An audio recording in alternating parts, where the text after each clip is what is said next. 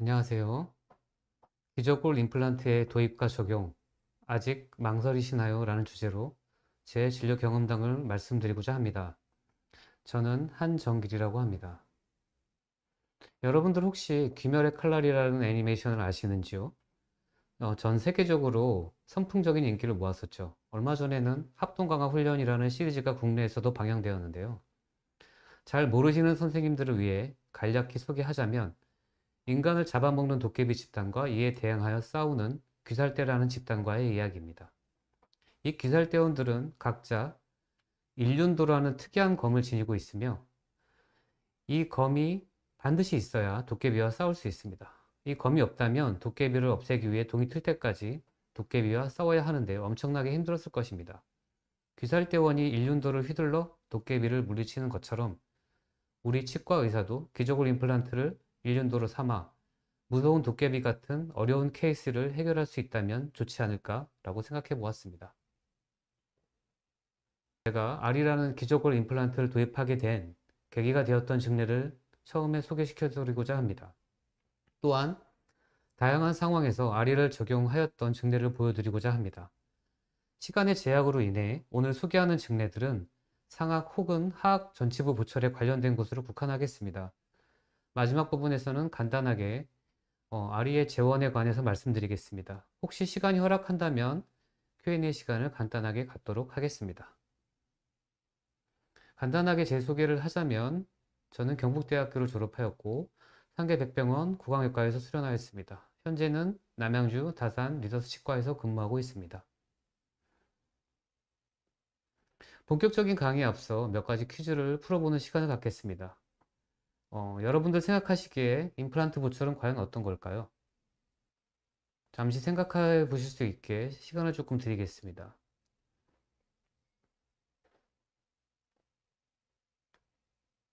네, 31번 보철이었습니다. 자, 이번에는 어떤 것이 임플란트 보철일까요? 22번일까요? 네, 12번에 치관이 파절되어서 온 환자분을 수복했던 경우입니다. 자, 다음은요. 눈썰미 있으신 선생님들은 조금 더 쉽게 생각하실 수 있을 것입니다. 어떤 걸까요? 43번 보철이었습니다. 지금 보여드렸던 증례들은 제가 기저골 임플란트를 식립해서 얻어낸 결과입니다.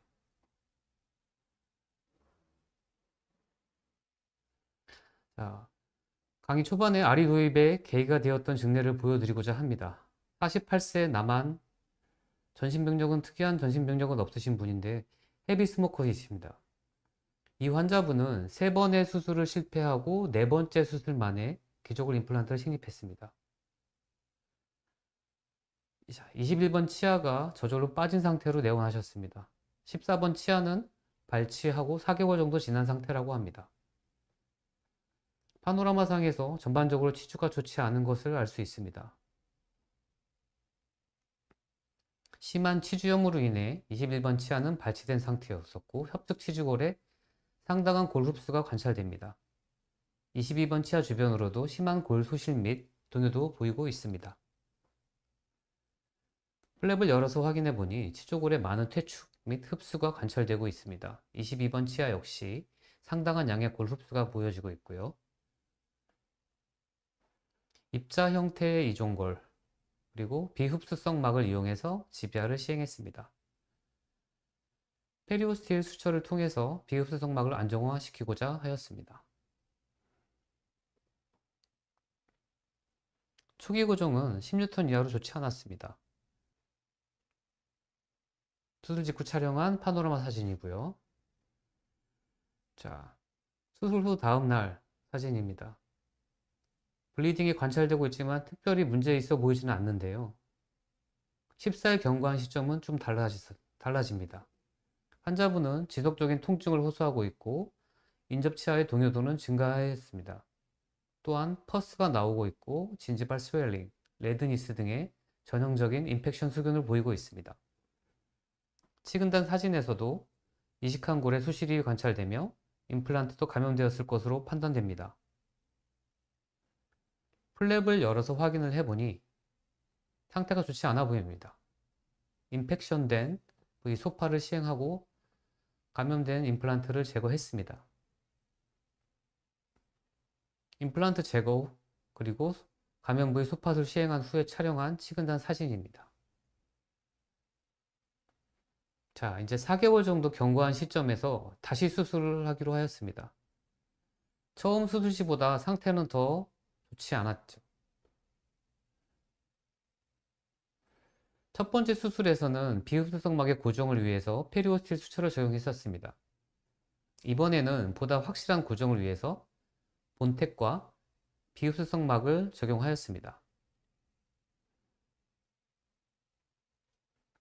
블럭 형태의 이종구를 넣고 비흡수성 멤브레인과 팔라탈 플랩을 수처해서 움직이지 않게 잘 고정하였습니다. 릴리질 인시전을 주고 프라이머리 클로저 시키도록 꼼꼼하게 수처했습니다. 수루 8일째 되는 날 비흡수성막에 도출이 되기 시작했습니다. 또한 수술 직후에 비해 골 소실이 관찰되고 있죠. 치은의 치유 상태 역시 좋아 보이지 않습니다. 수루 22일째 되던 날 이식한 골은 거의 소실됐습니다. 치유 상태 역시 불량하고요. 노출된 비흡수성막의 타이타늄 메쉬를 일부 제거했습니다. 최대한 버텨보려고 노력을 한 거죠. 자, 두 번째 수술을 한 후 6개월 정도 경과한 시점입니다. 상황이 더욱 좋지 않아졌습니다. 21번 임플란트 식립 부위뿐만 아니라 11번, 22번 치아의 동요도 역시 증가했습니다. 치조골에 많은 흡수가 관찰되고 있고 치은 역시 퇴축이 많이 진행되었습니다.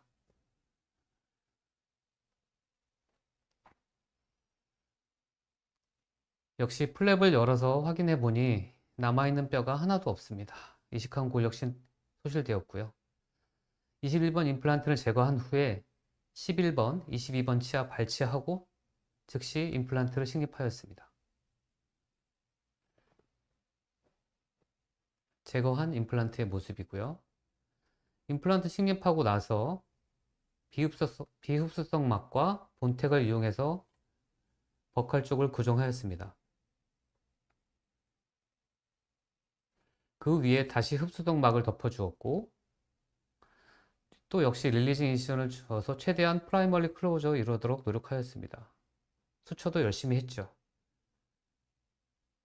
자, 그러나 수루 14일 경과된 시점에서 또 수처가 벌어지기 시작합니다. 진지바 지은의 치유 상태 역시 좋아 보이지 않고요. 이식한 골도 많이 흡수되어 있는 것처럼 보이죠. 수루 22일째 스티치 아웃 하면서 촬영한 사진입니다. 실망스러운 결과를 보이고 있습니다. 세 번째 수술인데 그럼에도 불구하고 계속 실패하고 있는 것입니다. 이식한 골은 거의 흡수됐죠. 세 번째 수술하고 2달 정도 경과한 시점입니다. 기존 방법으로는 한계가 있다고 판단했습니다. 노출된 비흡수성 막의 주변으로 치태가 관찰되고 있고 고춧가루도 보이네요. 이식한 골은 이미 다 흡수된 상태로 남아있는 것이 하나도 없었습니다. 자, 이 상황에서 저는 아리를 식립하기로 마음먹었습니다. 기존에 감염된 임플란트와 멤브레인을 제거하였고 아리를 식립하였습니다.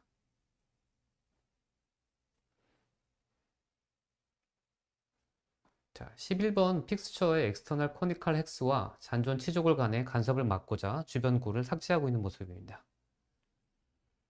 자, 여기서 하나 생각해 둬야 할 점은 서지컬 키트 구성품 중에 드릴링 도중에 사용하는 프로파일 드릴은 존재합니다. 하지만 임플란트를 식립하고 나서 이후에 예견치 못하게 발생한 골 간섭을 제거하려면 픽스처에 안착이 되면서 주변 골을 정리해 줄 수 있는 프로파일 드릴이 있으면 좋겠다고 생각됩니다. 바깥쪽에 부족한 연저직을 보충하기 위해서 흡수성 막인 오식스 볼륨엑스를 적용하였습니다.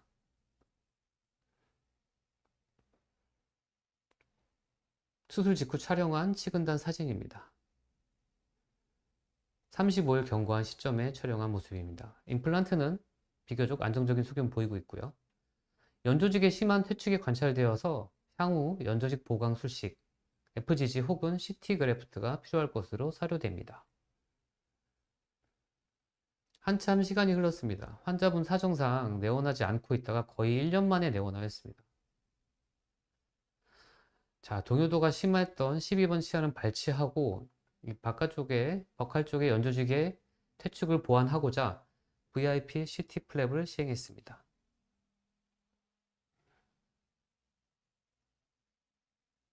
로테이션 시킨 CT 바깥쪽으로 연조직 보강에 기여할 것으로 기대하고 흡수성 멤브레인 오식스 볼륨엑스를 덮어주었습니다.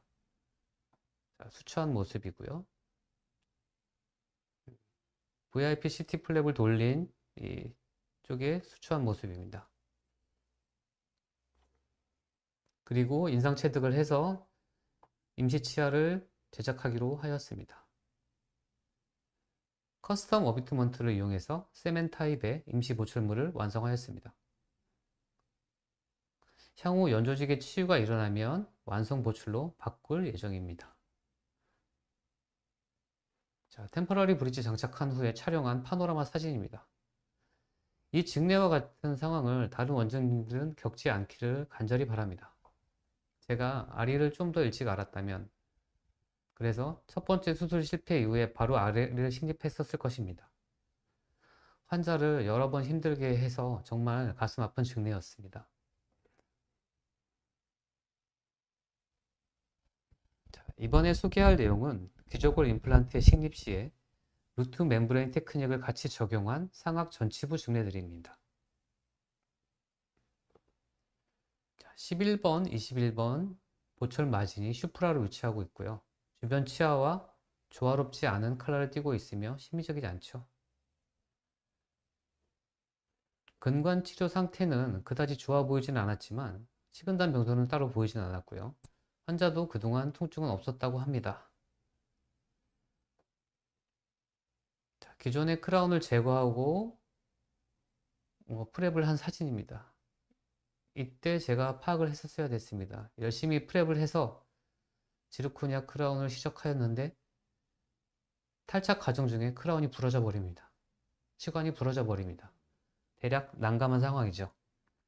환자분께 설명하고 일단 임플란트를 진행하기로 하였습니다. 12CT상에서는 발치 후 즉시 식립할 정도의 여건은 충분히 갖추고 있다고 판단됩니다.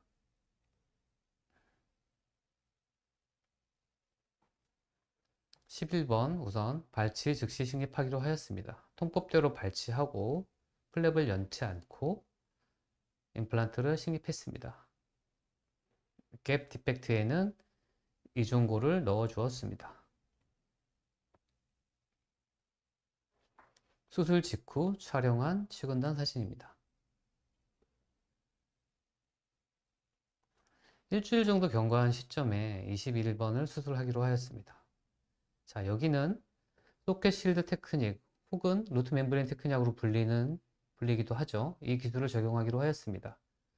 11번하고 21번을 비교해 보기 위해 의도적으로 아리를 식립하였습니다.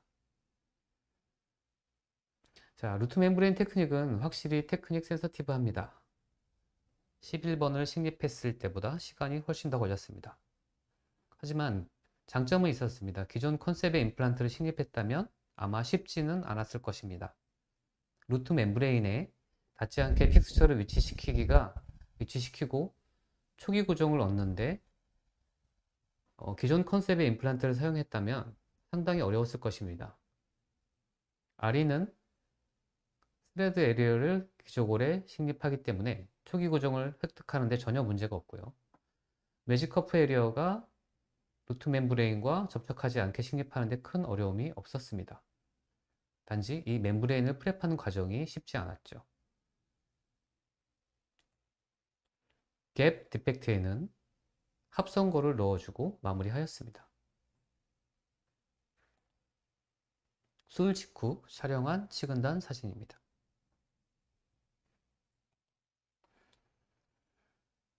수술 후 7일 경과 시점에 스티치 아웃 하였습니다.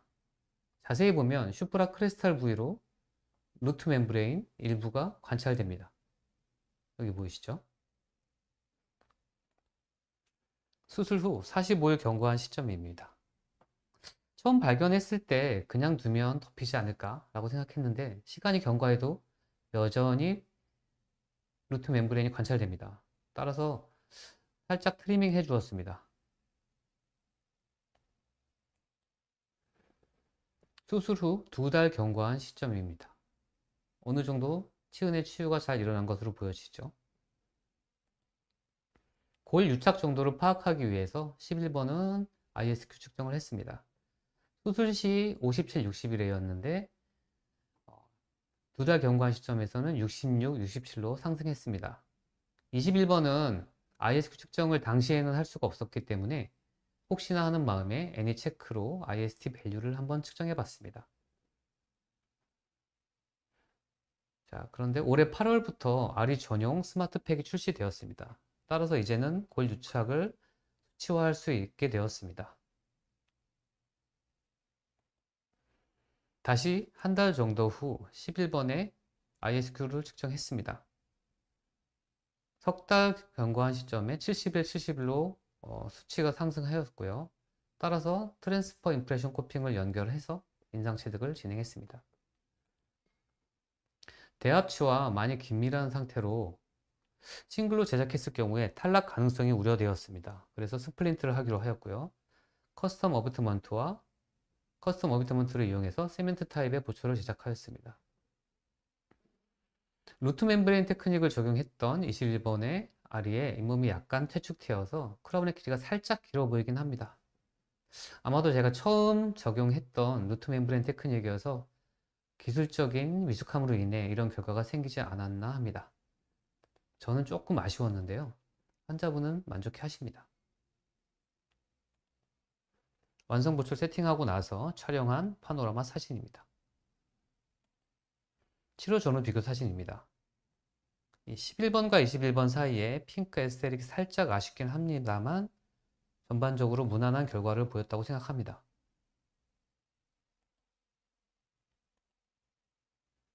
네, 다음엔 두 번째 케이스입니다. 루트 멤브레인 테크닉을 적용했던 두 번째 증례. 11번 크라운이 2차 의식으로 인해 파절되었습니다. 자, 이런 상태로 내원하셨고요. 자, 기저골에는 충분한 양의 골이 존재하므로 아리 식립에 문제가 전혀 없어 보입니다. 자, 이전 증례 처음 적용했었던 루트 멤브레인 테크닉을 그냥 적용했었는데 이번에는 루트 멤브레인 키트를 적용해서 보다 수월하게 수술할 수 있었습니다. 역시나 임플란트를 식립하는 과정보다는 발치하고 루트 멤브레인을 이상적인 형태로 프랩하는 과정에 시간 소요가 더 많이 걸렸습니다. 적절한 재원에 아리를 식립하고 이종고를 갭 디펙트에 넣어주고 마무리하였습니다. 수술 후 촬영한 치근단 사진입니다. 파노라마 사진상에도 기저골에 잘 식립된 모습 관찰됩니다. 수술 후 3개월 경과 시점에서 커스텀 어비트먼트를 사용하여 세멘 타입의 지르코니아 보철물을 장착하였습니다. 결과가 나쁘지 않아 보입니다. 환자분도 전치 부위라 심리적인 요소를 많이 걱정하셨었는데 결과가 나쁘지 않아서 대만족하셨습니다. 파노라마 사진상에서도 안정적인 모습을 보이고 있습니다. 치료 전후 사진입니다. 눈에 띄게 잇몸 퇴축이 일어나지 않았으며 심리적인 결과를 얻을 수 있었죠.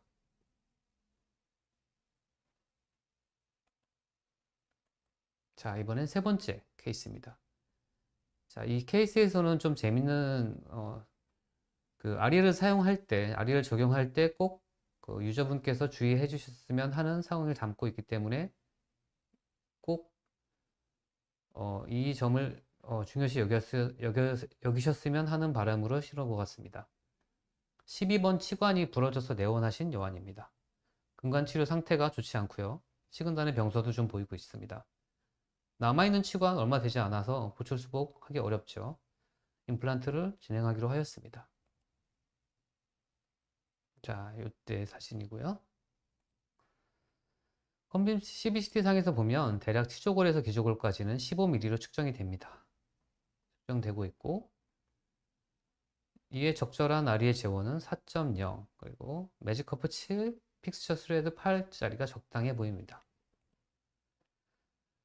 중간 과정을 보자면 지지드릴을 이용해서 근관 내 지피콘을 제거하고요. 대략적인 근관장까지 루트를 협설적으로 삭제했습니다. 패스를 확인하고 쉐이핑 드릴로 드릴링하는 도중에 이상한 느낌이 마치 상악동절을 관통했을 때처럼 허전한 느낌이 들었습니다. 직경이 2.9인데 말이죠. 이상하다 싶어서 CBCT를 촬영하였습니다.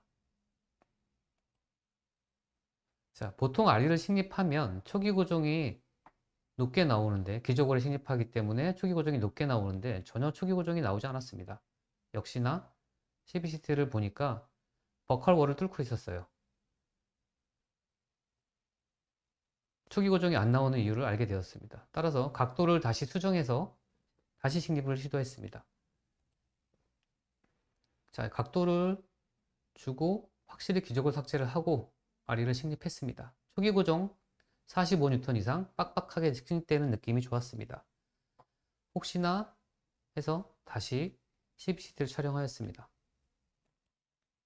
자, CT상에서 보면 기저골에 잘 식립된 모습이 보여지고 있죠. 버컬월 쪽에 둔공되었던 부위가 관찰되고 있고요. 한숨 돌렸습니다. 전치부 임시 치아는 항상 술전에 고려를 해야 합니다. 다양한 방법이 있지만 이 환자에게는 플리퍼를 사용하기로 했습니다. 그런데 장착한 지 얼마 되지 않아서 분실했다고 연락이 왔습니다. 많이 헐거워서 잘 빠진다고 너무 불편해 하십니다. 그래서 다른 방법으로 임시 치아를 만들어 달라고 하셔서 인상 체득을 했습니다. 트랜스퍼 임프레션 코핑을 연결해서 인상 체득을 하였고, 커스텀 어부트먼트와 세멘 타입으로 임시 부초를 제작했습니다. 환자분이 왜 진작 이렇게 만들어주지 않았냐고 타박하십니다. 상당히 만족해 하면서 일단 빠지지가 않으니까 환자분은 되게 편해하셨습니다. 이 증례를 경험해보고 나니 골 유착 기간을 굳이 길게 기다릴 이유가 있나 하는 생각이 들었습니다. 그래서 다음에는 좀 더 고정성 임시부초 제작 시기를 단축하기로 마음먹었습니다.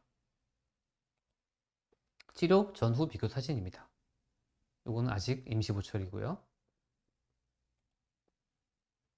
세멘 타입의 지르코니아 부철이 완성되었습니다. 괜찮은 결과를 보이고 있죠. 자, 이번에 소개할 내용은 치주 상태가 좋지 않아서 치아를 발치하는 경우입니다. 즉, 루트 멤브레인 테크닉, 앞에서 일전에 보여드렸던 그 테크닉을 적용하지 않고 시행했던 상악 전치 심미 부철 증례입니다. 환자는 63세고 당뇨나 고혈압이 있지만 특별히 큰 문제가 되어 보이지는 않았습니다. 11번 치아의 통증을 주소로 내원을 했습니다. 11번에 엑스트루전 및 라비오 버전 되어 있는 것이 보이죠. 동요도가 있으면서 팔페이션 시에 퍼스 디스차지 됩니다. 약간 익스트루전 되어 있는 것이 관찰되고 있죠. CBCT를 보니 기저골은 아주 상태가 좋습니다. 자, 이제 저는 상악 전치부에서 치조골의 상태는 별로 눈에 들어오지 않습니다. 기저골의 상태가 나쁘지 않다면 대개의 경우 그렇지만 아리를 심기에 적당하기 때문입니다. 이 환자 역시 무리 없이 아리를 식립할 수 있을 정도로 기저골의 상태는 양호해 보입니다. 발치하고 아리를 즉시 식립합니다. 디렉션 인디게이터를 이용해서 3차원적인 위치를 확인하고요. 아리를 식립하였습니다. 갭 디펙트에는 이종골을 이식합니다. 여기서는 골을 만들기 위한 것이 아니라 단순히 컨투어링을 위해서 이식을 해줍니다. 간단히 히든 X 수처를 해주었고 바로 트랜스퍼 임프레션 코핑을 연결해서 인상 체득을 합니다. 자, 트랜스퍼 임프레션 코핑을 연결하고 촬영한 치근단 사진입니다. 임시 치아는 발치한 치아의 치근을 잘라내고 레진으로 붙였습니다. 임시 치아를 제작할 기간 동안 전치부를 사용하지 말라는 당부의 말씀과 함께요. 임시 보철물을 제작하는 방법은 기존에 일반적으로 쓰이는 커스텀 어비트먼트와 임시 치아를 같이 제작하는 방법도 있지만 이번 증례에서 보여드리는 바와 같이 템포러리 어버트먼트를 이용해서 제작할 수도 있습니다. 수루 일주일 뒤에 스티치 아웃 하면서 임시 보철물을 장착했습니다. 인사이드 엣지가 살짝 길어서 전반적인 크라운 길이가 길어 보이긴 하지만 전반적으로 상태는 나빠 보이지는 않습니다.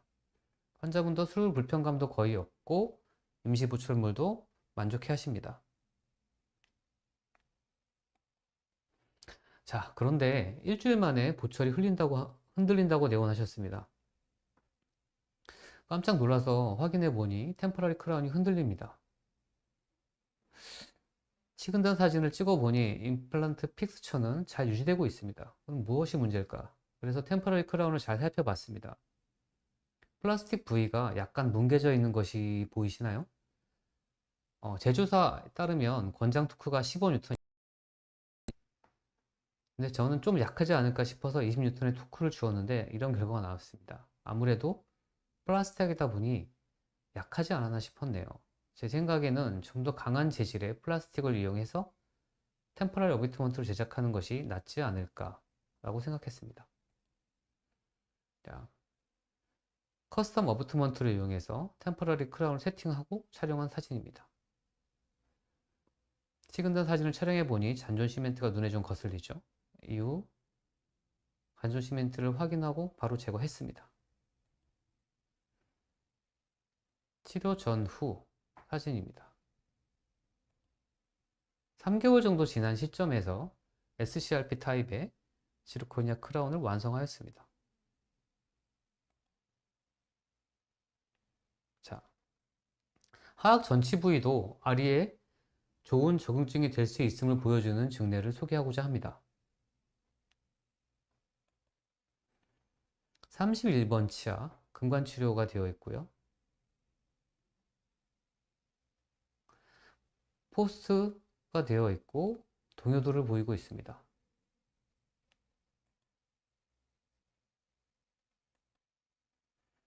CBCT상에서 D1의 단단한 골질이 예상됩니다. 이런 경우 언더 드릴링 할 경우에 식립 도중 마운트가 파절되거나 혹은 원하는 깊이까지 식립하지 못해서 낭패를 겪을 수 있으니 주의해야 합니다. 손쉽게 발치하고 충분히 드릴링해서 적절한 제원의 아리를 식립하였습니다. 갭 디펙트에는 간단하게 의존구를 이식합니다.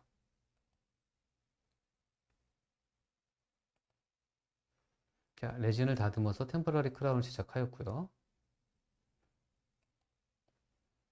자, 임플란트를 식립하고 2개월 정도 경과한 시점에서 SCRP 형태의 보철을 완성하였습니다.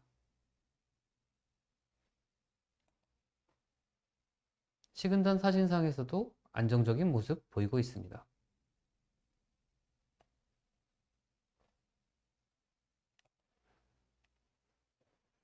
CBCT를 촬영해서 보니 아리의 픽스처가 적절하게 잘 식립된 것으로 판단됩니다.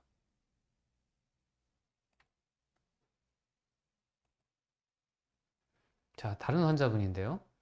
32번이 파절되었고 31번의 동요도가 관찰됩니다. 심한 캐리어스로 인해서 부러진 것으로 판단됩니다. 자, 역시 CBCT상에서 D1의 단단한 골질이 예상됩니다. 이런 경우에 충분히 드릴링을 해줘야 합니다. 손쉽게 발치를 하고 충분히 드릴링을 해서 적절한 제월의 아리를 식립하였습니다. 바로 인상 체득하기 위해서 트랜스퍼 임프레션 코핑을 연결했는데 이상한 느낌이 듭니다. 체결 시에 빡빡한 느낌이 들어서 골 간섭이 있다고 판단했습니다. 역시나 찍은다 사진을 찍어 보니 명확합니다. 코핑이 정확히 체결되지 않았고 플랩을 살짝 열어서 확인을 해보니 링구알 쪽, 알베올라 본 쪽에서 골간섭이 있네요. 이 골간섭을 해결하는 것이 쉽지는 않았습니다. 여러 방법을 시도하였지만 결국에 린덴만 드릴로 조심스럽게 삭제를 했습니다. 여기서 다시 한번 식립 이후에 커프 주변의 골간섭을 제거해주는 프로파일 드릴이 필요함을 절실하게 느꼈습니다. 꼭 반영되었으면 하는 상황입니다. 드릴링을 하면서 얻은 자가골을 갭 디펙트에 채워 넣었습니다. 간단하게 수처를 하고 마무리를 지었습니다. CBCT를 촬영해 보니 적절하게 잘 식립된 것으로 판단됩니다.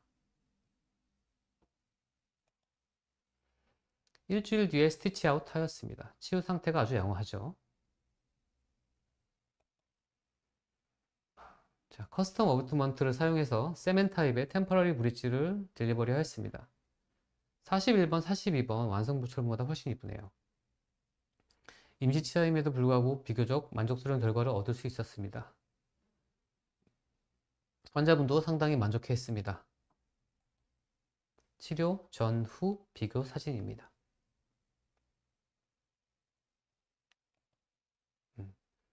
일륜도를 들고 있는 제 딸아이의 모습입니다.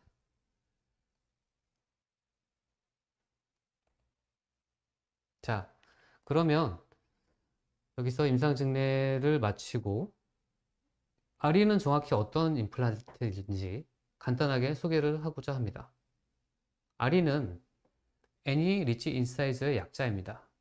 지금까지의 임플란트는 치조골에 식립해서 고정력을 얻는 방식이 주로 이루었습니다. 따라서 전치부의 어트로픽 리치에서는 본 볼륨의 회복술이 반드시 필요했습니다. 이 과정이 여러분도 아시겠지만 상당히 어렵고 시간이 많이 소요되었습니다.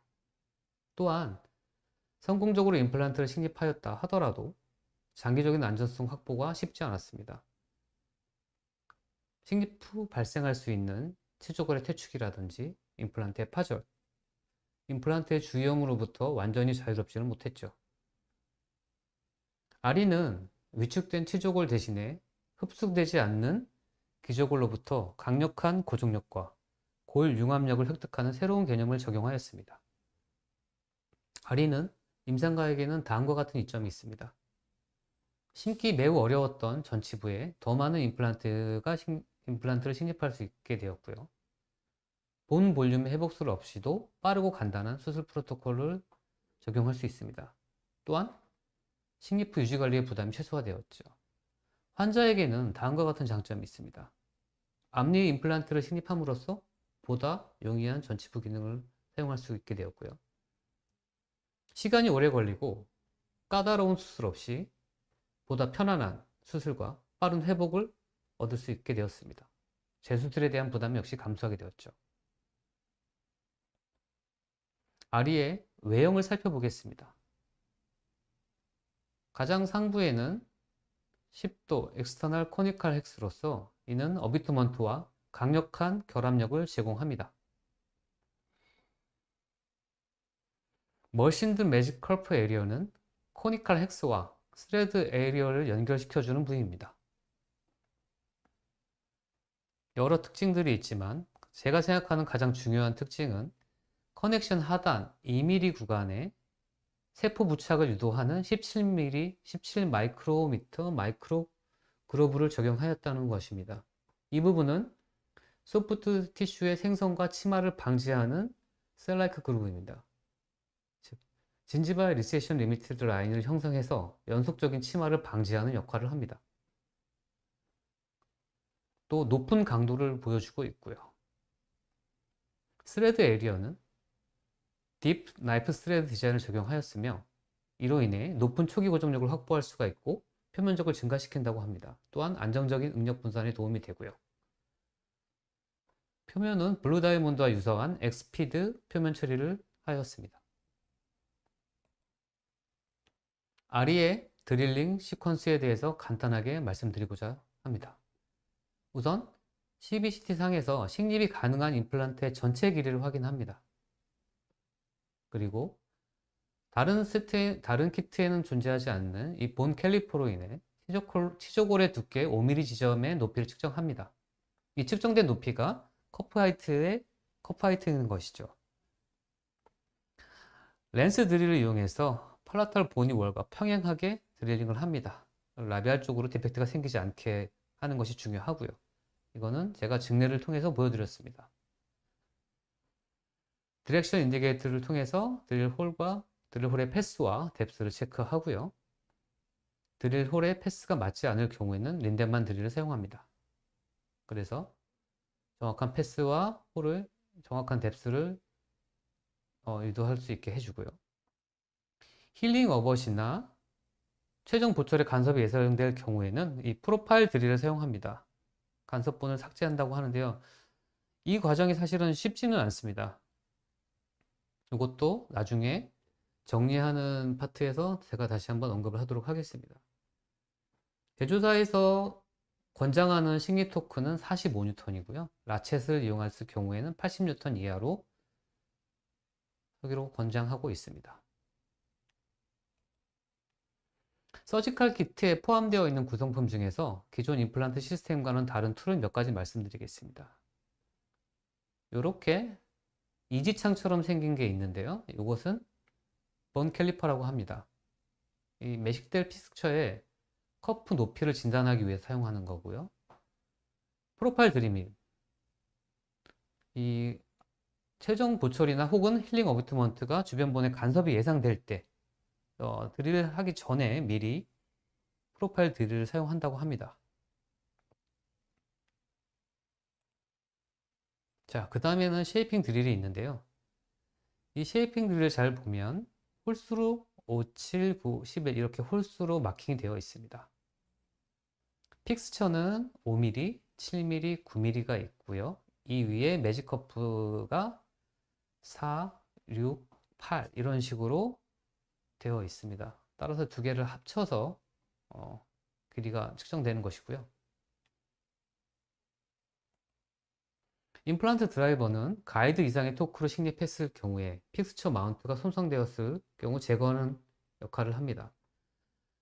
여기 보이는 요것은 리무벌 드라이버라고 하는데요. 마운트 또는 어버트먼트가 픽스처와 분리되지 않을 경우에 사용합니다. 강한 토크를 주다 보면 간혹 분리되지 않는 경우가 발생하는데요. 이 툴을 이용해서 마운트를 제거하기도 합니다. 자, 아리의 보철 과정은 기존 임플란트 시스템과 별반 차이는 없습니다. 제가 경험했던 위주로 말씀을 드리고자 하는데요. 지금까지 아리를 진행하면서 커버 스크류는 사용하지 않았습니다. 대개의 경우 초기 고정력이 워낙 좋아서 커버 스크류를 사용하지 않고 힐링 어벗을 바로 적용하였습니다. 한 증례에서 이전 시스트로 인해 기저골에서도 식립 토크가 20N 이하였었는데 이는 커버 스크류를 사용하지 않고요. 약간 깊게 심고 짧은 하이트의 힐링 어비트먼트를 연결해서 해결할 수 있었습니다. 또 임프레션 코핑도 아리가 익스터널 타입이므로 제 생각에는 굳이 픽업 임프레션 코핑이 필요하지 않다고 생각합니다. 대부분의 경우 트랜스퍼 임프레션 코핑으로 인상 취득을 진행했습니다. 또 앞선 증례에서 보여드렸던 것처럼 플라스틱 템퍼러리 어버트먼트를 이용해서 임시 보철을 제작해 보기도 했습니다. 원내 기공실이 있거나 혹은 수술 후 바로 임시 보철물을 제작해야 하는 상황이라면 유용하게 쓰일 수 있을 듯 합니다. 스캔 어버트먼트를 사용해서 디지털 워크플로우로 보철을 제작하기도 하였습니다. 자, 그런데 아직 그 기공사에서는 컨벤셔널하게 인상 취득을 하기를 원했습니다. 아직 디지털로 작업하는 것이 확립되지는 않은 듯 합니다. 그리고 다른 원장님들과 대화를 해봤을 때 솔리드 어버트먼트를 사용해서 세멘트 리테인드 레스토로 세멘트 유지형으로 제작을 할 수도 있겠습니다만 저는 아직 필요성을 잘 못 느끼겠습니다. 자, 이제 거의 생각보다 좀 시간이 좀 짧게 됐는데요. 지금까지 많은 케이스는 아니지만 제가 아리를 식립하면서 느낀 점을 말씀드리고 제 경험담 공유를 마치고자 합니다. 우선 아리 전용 스마트팩이 출시되어서 임플란트의 골주착 정도를 객관적으로 수치화할 수 있게 되었습니다. 단 머신드 커프가 본에 얼마나 기대고 있느냐에 따라 수치가 좀 달라지긴 합니다.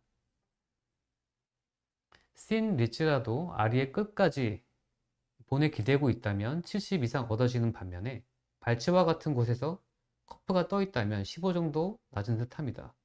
그래서 예를 들면 60이 나왔다고 한다면 일반 임플란트에 75 정도 된다고 보시면 됩니다. 자, 다음 내용은 제가 본 레벨의 인터널 타입의 임플란트를 주로 식립하다 보니 임플란트 식립 후 주변 간섭골을 정리하는 프로파일들에 익숙해져 있다는 것입니다. 아마도 대부분의 원장님들도 그러실 거라 생각합니다. 일단 초기 고정을 잘 얻는데 중점을 두고 드레이징을 하다 보면 주변의 간섭골을 먼저 정리하는 게 쉽지 않습니다.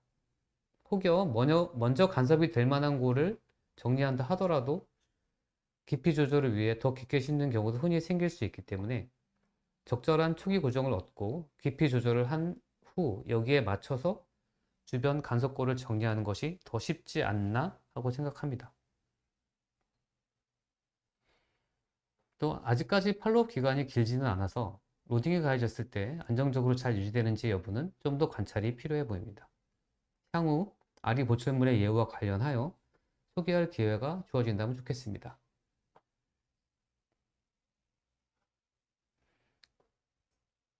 기조골에 픽스처를 식립하기 때문에 안 그런 경우도 드물게 있긴 하지만 대부분의 경우는 초기 고정이 상당히 높게 나옵니다.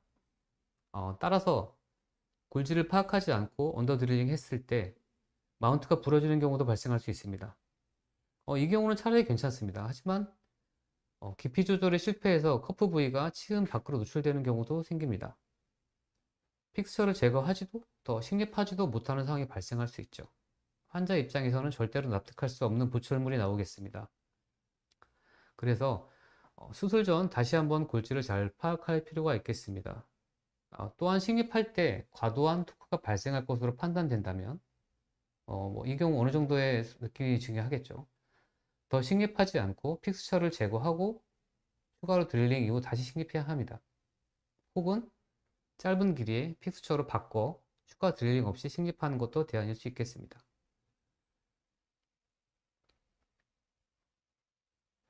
플라스틱 템퍼러리 어비트먼트를 이용해서 임시 보철을 제작할 경우에는 15N 이상의 토크를 주지 않아야 합니다. 제가 겪었던 것처럼 플라스틱 부에 손상이 와서 보철에 동요도가 생길 수 있기 때문입니다. 임시 보철을 가능한 빨리 제작하고자 한다면 플라스틱 템퍼러리 어비트먼트를 사용할 경우 15N, 메탈 템퍼러리 어비트먼트를 사용할 경우에는 25N을 반드시 지켜야 할 듯 합니다.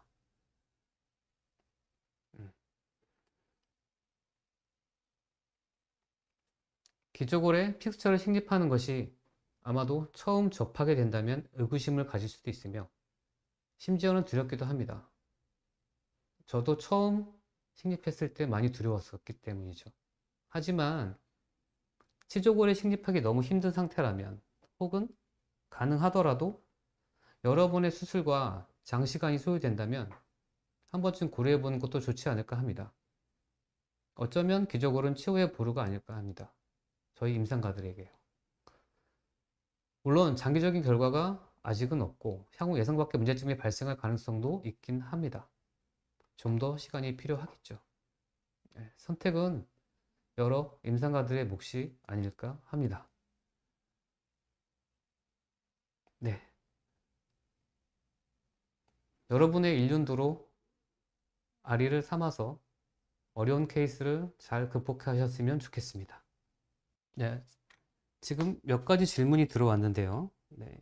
신바이오 타입의 경우 진지발 리세션 위험은 없나요? 이런 고민을 저도 했었습니다. 근데 지금까지 식립했던 것 중에 특별히 진지발 리세션이 발생했던 적은 없고요. 이 진지발 리세션의 위험을 막기 위한 것이 아까 말씀드렸던 매직커프 에리어의 셀 라이크 그루브입니다. 잠깐 뒤로 돌아가서 말씀을 드리면,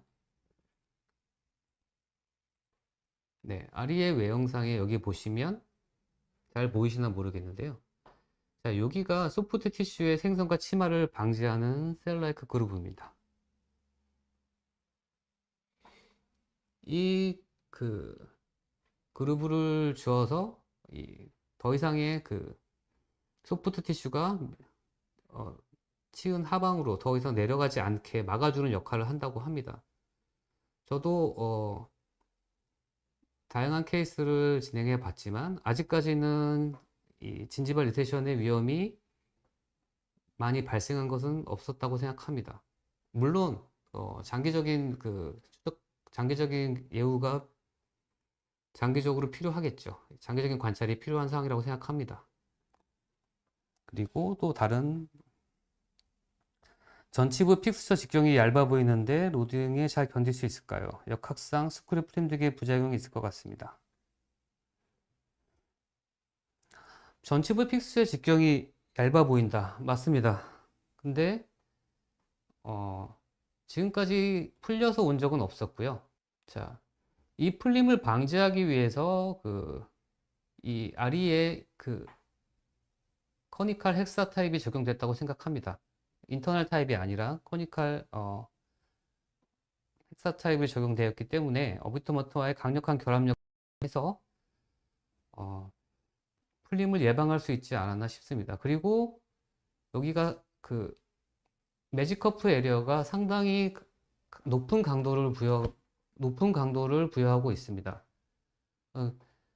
기존의 임플란트, 인터널 타입의 비슷한 직경에 있는 것보다 훨씬 더 강력한 강도를 갖고 있기 때문에 여기가 파절된 적은 없었습니다.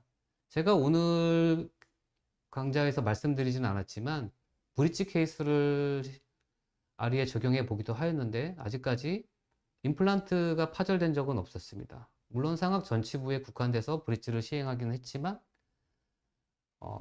임플란트 자체가 파절되거나 이런 적은 없었습니다. 한 번은 그런 경우도 있었습니다. 어떤 경우냐면 임플란트를 심을 때 이 마운트와 픽스처, 매직커프 에리어가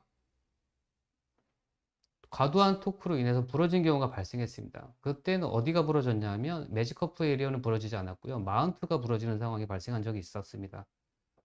그만큼 여기는 충분히 강도를 갖고 있다고 생각을 해서요. 아직까지 그런 경우는 발생하지 않았습니다. 장시간 경청을 해주셔서 감사합니다.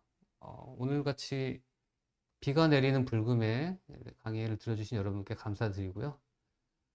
자, 이것으로 제가 경험했던 기저골 임플란트에 대해서 강의를 마치고자 합니다. 고맙습니다. 치과계 중심 채널 치해신보 TV